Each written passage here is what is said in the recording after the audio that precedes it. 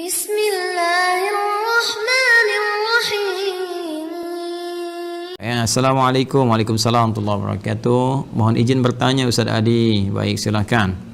Mengenai ayat Al-Quran di Quran surah Maryam ayat 71. Apakah itu ditujukan untuk semua umat termasuk muslim atau hanya umat non-muslim? Mohon penjelasannya Ustaz. Terima kasih, senantiasa sehat, selalu diberkahi Allah Subhanahu wa taala. Untuk Ustaz Adi beserta keluarganya dan timnya. Assalamualaikum warahmatullahi wabarakatuh. Semoga Allah memberikan kemuliaan lebih dari apa yang Anda sampaikan kepada kami, menjaga Anda dan berikan hidayah dan taufik kepada kita dengan penjagaan yang terbaik. Saudaraku dan saudariku dimanapun Anda berada, ini ayat sering kali digunakan sebagai klaim paling favorit, khususnya oleh karangan orientalis juga misionaris, sering dipakai, ditebarkan dan memberikan kesan bahwa ada nih Islam ini agamanya tidak memberikan apa-apa, nggak memberikan manfaat, karena nanti percuma juga masuk Islam, karena ada satu ayat di Al-Quran yaitu Quran surah 19 Maryam ayat 71 yang mengatakan semuanya pasti akan ke neraka, jadi nggak akan selamat, sehingga itu perlu juru selamat. Nah ini gambaran semacam ini gambaran yang penting untuk kita luruskan, tapi kita memang memahami karena kebanyakan mereka memang tidak mengerti Al-Quran, ya, tidak membaca dengan baik, tidak memahami. Untuk itu kita ajarkan supaya mau belajar, ya. Quran surah ke-19 Maryam ayat 71 itu terangkai, ya, dengan ayat-ayat sebelumnya, ayat 70, ayat ke-69, ayat ke-68, bahkan ke ayat ke-67-nya. Penting untuk saya sampaikan kawan-kawan sekalian bahwa cara membaca Al-Quran itu caranya ada yang disebut di rumus tafsir dengan 2S 1L. Ya, 2S 1L. 2S itu rumusnya siyak. Siyak itu ayat yang sedang kita baca. Ya, misal kita sedang baca nih Quran surah Maryam surah 19 ayat 71. Kemudian kita lihat lagi setelah siyak apa? Ya, sibak. Hubungan dengan ayat sebelumnya. Ada nggak korelasinya? Apakah ini satu kesatuan? Ya, dari ayat sebelumnya nyambung nih mengisahkan tentang kisah tertentu. Ini loh muaranya seperti ini. Atau dia berdiri sendiri, cuma satu ayat aja itu. Itu maksudnya gitu kan? Nah, kemudian ada lihak. Lihak itu dengan ayat setelahnya.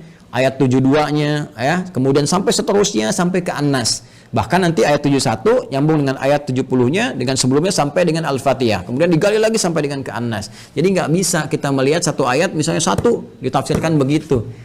Sekarang kita cek dulu teman-teman sekalian. Yuk, bahkan dari ayat 67, 68, 69, 70 sampai dengan 71, bahkan 72-nya kita bisa cek di dalamnya. Nah, ini rangkaian ayat ini sedang mengisahkan orang-orang yang sangat ingkar kepada Allah dalam kehidupan dunianya. Bahkan di ayat 69 yang tegas Allah mengatakan thumma lananzi'anna min kulli syi'atin ayyuhum asyaddu 'ala ar-rahmani 'itiyya. Ya, kata Allah, kelompok-kelompok yang keras ini saat di dunianya ini, yang keras membangkang kepada Allah, menyalahi perintah-perintah Allah Subhanahu wa taala, bahkan kalimatnya begini, indah sekali dalam Al-Qur'an. Asyaddu 'ala ar-rahmani 'itiyya. Ya, Allah telah menyampaikan kalimat diksi yang sangat indah, yang sangat luar biasa, ya. Thumma lananzi'anna min kulli syi'atin ayyuhum asyaddu 'ala ar-rahmani 'itiyya. Sebelum sampai ke ayat 71-nya. Ya, Allah menyampaikan di ayat 69-nya, ya. Pertama ada diksi Ar-Rahman. Ya. Rahman itu kan sifat kasih yang tanpa batas diberikan bagi setiap hamba, ya, yang menghambakan dirinya kepada Allah sepanjang masih punya waktu kehidupan di dunia. Jadi masih umum nih, universal. Sifat Rahman Allah yang memberikan setiap hamba punya nafas, ya, punya rezeki yang Allah tetapkan, ya, punya kesempatan untuk sembuh saat sakit. Itu universal. Ya, non muslim kalau sakit bisa sembuh, kalau bekerja bisa kaya, kalau belajar bisa pintar. Itu sifat Rahman Allah diberikan dengan hukum universal kepada setiap hamba. Ya, termasuk kepada orang-orang Islam yang mendekat, meningkatkan kebaikan dan sebagainya. Itu mencakup keseluruhannya. Ya, nanti ada Rahim, sifat spesifik Rahim, rahmat yang diberikan oleh Allah dalam nuansa akhirat kepada hamba-hamba yang mau bertakwa, yang mau beriman, mau meningkatkan amal soleh. Rahmat Allah dengan sifat rahimnya mengantarkan hamba-hamba itu ke surga. Rahman Allah saat di dunia diberikan pada semua kalangan untuk mau mendekat kepada Allah, termasuk memberikan pemberian taubat bagi hamba yang mau taubat dan hidayah bagi hamba-hamba yang mau kembali kepada Allah Subhanahu wa taala. Jadi kalau ada orang pernah bergeser jauh dari Allah, ingin balik lagi, taubat dia, ya, kemudian syahadat kembali, itu mendapatkan rahmat Allah dengan sifat rahmannya. Nah, Allah sudah mengatakan di ayat ini, kata Allah, perhatikan, hei, aku ini Rahman, telah memberikan kepadamu segalanya sebagai bekal kehidupan saat engkau di dunia. Ya, engkau sakit, aku sembuhkan. Engkau berbuat salah, aku maafkan. Engkau mau taubat, aku terima taubatmu. Engkau mau istighfar, aku ampuni. Engkau butuh, aku berikan jalan. Saat kau sulit, aku mudahkan. Tapi dengan semua pemberian itu, engkau begitu keras.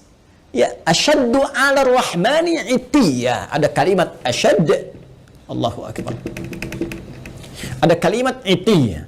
Ya, ini kan pembangkangan yang sangat luar biasa. Ya. Jadi kasih yang Allah berikan begitu dalam itu dibalas dengan pembangkangan yang sangat keras. Ya, sangat dahsyat. Bahkan sampai menuduh Allah Subhanahu wa taala. Ya, sampai melecehkan Allah Subhanahu wa taala. Ya, ketika bermaksiat kan melecehkan Allah, ya kan? Ketika bermaksiat kan menentang Allah, sampai menentang Allah. Ya, Allah bilang jangan mencuri, mencuri, kan menentang namanya. Jangan berselisih, berselisih. Jangan gosip, gosip. Ya, coba lihat, bahkan menuduh Allah. Ada yang mengatakan Allah punya anak, Allah punya syarikat, Allah punya macam-macam, gitu kan? Nah, itu kan dahsyat, kata Allah, ini saya sudah berikan sayang, diberikan kesempatan untuk kembali kepada Allah, masih bersikap seperti ini. Dan dia memilih bertahan dengan keburukannya sampai wafat. Ya, sampai wafat. Itu Allah buka, saking sayangnya Allah diberikan kesempatan. Ya, sampai nyawa belum sampai ke kerongkongan, masih ada peluang untuk taubat. Dibuka seluas-luasnya. Bahkan diturunkan Quran surah ke-39. Quran surah ke-39 di ayat 53. Az-Zumar ayat 53. Qul ya ibadiyalladzina asrafu ala anfusihim la taqnatu min rahmatillah. Tuh. Qul ya ibadiyalladzina asrafu ala anfusihim. Katakan Muhammad SAW kepada setiap hambaku yang pernah berbuat israf. Israf itu berlebihan, lebih. Jadi udah nggak kerukur lah.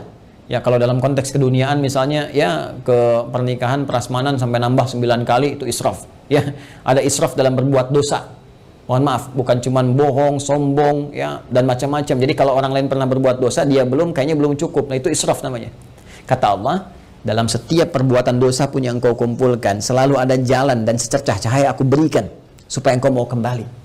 Jadi sebelum nyawa sampai ke kerongkongan, karena itu diperdengarkan. Ya, ada adzan, ada suara-suara kebaikan, orang baca Quran. Kok tiba-tiba lewat masjid, padahal Anda bisa lewat jalan yang lain. Kenapa kok lewat masjid? Kenapa kok tiba-tiba mampir ke ceramah ini? Anda ditugasi jadi bazar misalnya, tapi mampirnya ke ceramah ini. Ya, kok tiba-tiba bisa datang gitu kan? Kok tiba-tiba bisa Anda klik yang muncul tausiah, klik yang muncul status kebaikan. Itu kan hidayah namanya. Jalan. Kalau Anda mau kejar, Anda mau dapatkan, diberikan oleh Allah petunjuk. Tadi saya katakan rahmat Allah yang diberikan dalam konteks keduniaan yang sangat luas disebut dengan Rahman. Rahman ya Rahman, Rahman ya Rahman ya Rahman. Qulid Allah awid Ar-Rahman. Quran surah ke-17 ayat 110. Ya, panggil Allah, panggil Ar-Rahman untuk mendapatkan rahmatnya. Kata Allah, jangan putus asa. Ya, tapi orang-orang ini mempertahankan keburukannya sampai dia wafat. Ya, kalau sudah wafat, tidak ada jalan lain. Keadilan Allah itu harus berlaku. Ya, keadilan Allah harus berlaku. Maka apa yang terjadi pada orang-orang semacam ini, maka akan dikumpulkan nanti saat hisab. Dikumpulkan dengan para setan-setan yang membangkang. Ya, karena ayatnya jelas mengatakan, ya, lanahsyurannahum, kami akan kumpulkan mereka wasyayatin, dengan para setan-setan yang membangkang di ayat sebelumnya. Ya, maka dikumpulkan mereka itu, setan kan membangkang. Ya, setan membangkang, menggoda anak cucu Adam, bahkan bersumpah ya di hadapan Allah Subhanahu wa taala akan menyesatkan anak cucu Adam, memberikan angan-angan kepada mereka. Quran surah keempat An-Nisa, ya, dari ayat 116, 117, 118 sampai dia mengatakan, ya, ketika Allah mengatakan la'anahullah, qala la attakhidanna min ibadika nasiban mafruḍa wa la udhillannahum wa la umanniyannahum. Kami akan sesatkan mereka, berikan pada mereka angan-angan dan sebagainya. Gitu kan? Nah, ini dikumpulkan bersama para makhluk yang pernah bermaksiat, kalangan iblis, kalangan setan-setan, dan orang-orang yang semacam ini yang terpedaya dalam kehidupan dunianya dan gak mau tobat, mempertahankan keburukan. Itulah yang digiring kemudian untuk mendapatkan keadilan Allah Subhanahu wa taala dengan perbuatannya, dan kemudian mereka dikumpulkan dan masukkanlah ke dalam neraka jahanam sebagai akibat dari perbuatan mereka. Dengan keadilan Allah Subhanahu wa taala, Allah memberikan kesempatan sampai titik akhirnya.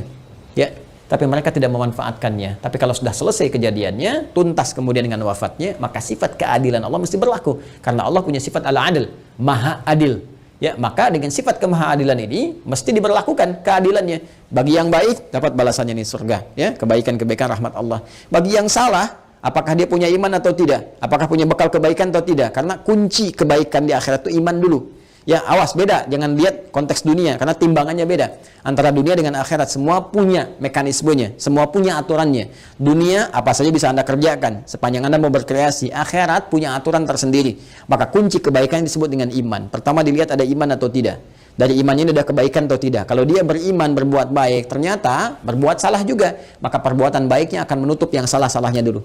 Kalau sisa baiknya, dapat rahmat Allah, masuk surga. Kalau seimbang, tunggu di Araf. Ya, di Araf, makanya ada surah ke-7, surah Al-A'raf.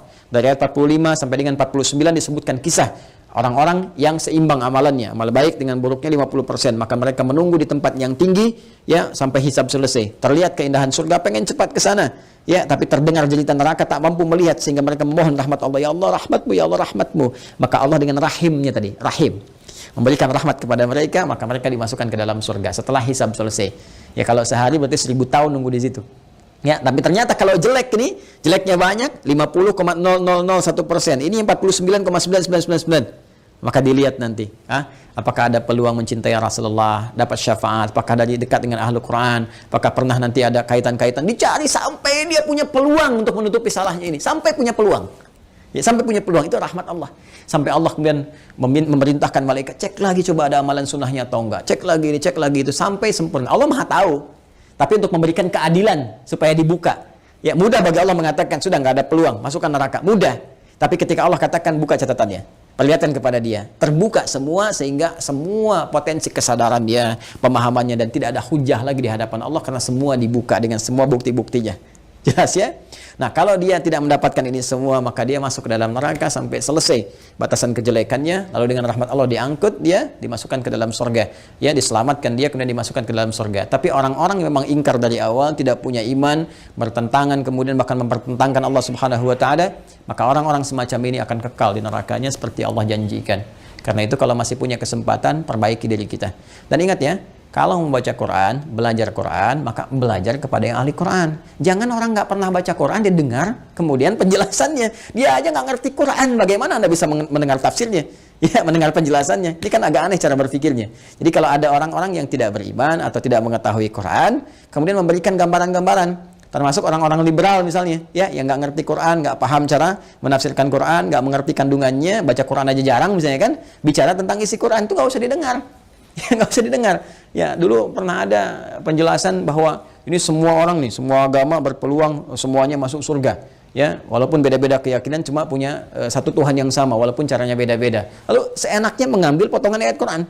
Diambil Quran surah kedua Al-Baqarah di ayat 62. Ya, paling kiri sebelah atas. Innal ladzina amanu wal ladzina hadu wan nasara was-sabiin. Sampai situ dipotong. Ini dalilnya nih. Orang beriman, ya, orang Yahudi, orang Nasrani, orang Sabi'in, ya kan, penyembah bintang gemintang dan sebagainya. Ini dalilnya, tapi dia nggak teruskan.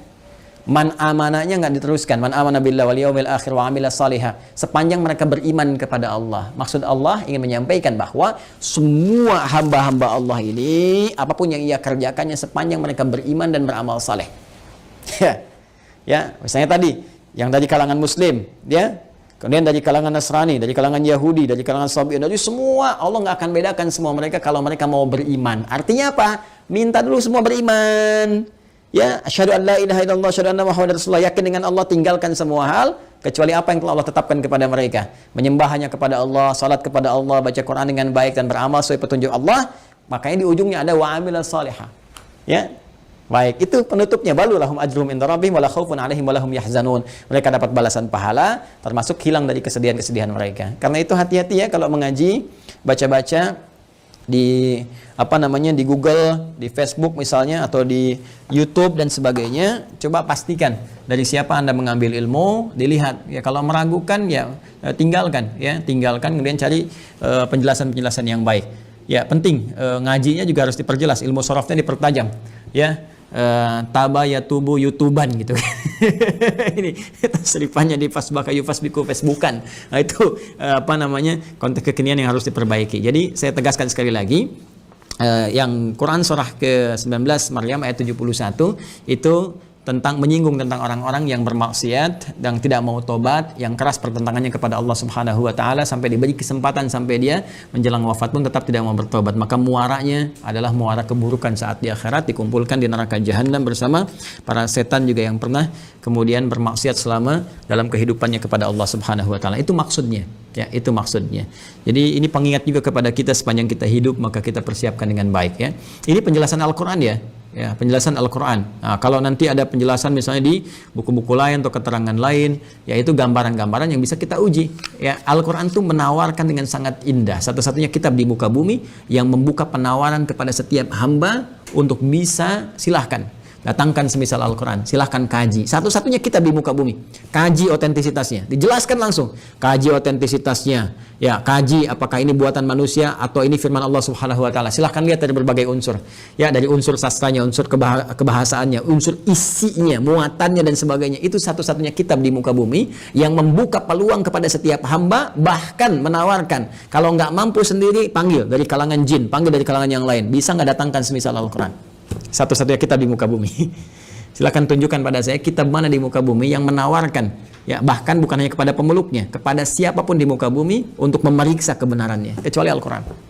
Kecuali Al-Quran. Karena itu mengaji Al-Quran harus menggunakan pendekatan-pendekatan hukum-hukum, ya, dan dasar-dasar keilmuan yang benar. Ya, Wallahu taala alam bissawab.